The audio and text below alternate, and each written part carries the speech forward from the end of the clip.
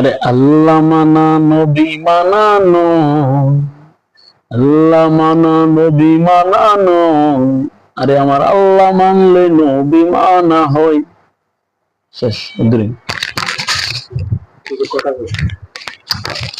সম্মানিত দর্শক মন্ডলী, আপনাদের উদ্দেশ্য করে বলতেছি,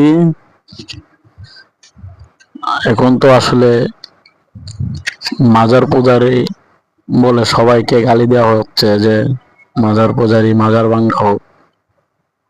তো আমি বলতেছি যে এগুলা ঠিক না। আল্লাহ ওলিরা আসছে বলেই এই বাংলাদেশে ইসলাম প্রতিষ্ঠিত হয়েছে।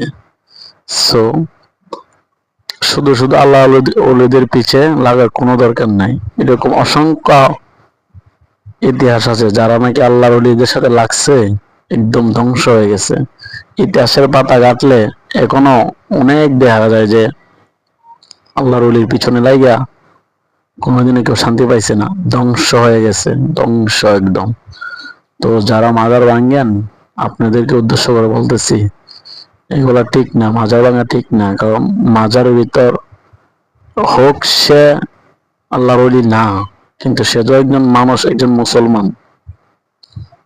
মুসলমান মনে করে আপনারা মাজার ভাঙবেন না, কারণ আসলে কারো কবর ভাঙার অধিকার কেউরই নাই।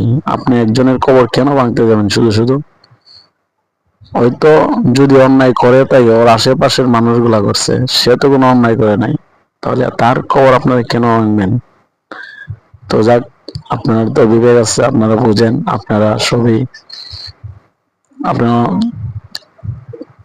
ভালো থাকবেন, সুস্থ থাকবেন। আল্লাহ হাফেজ।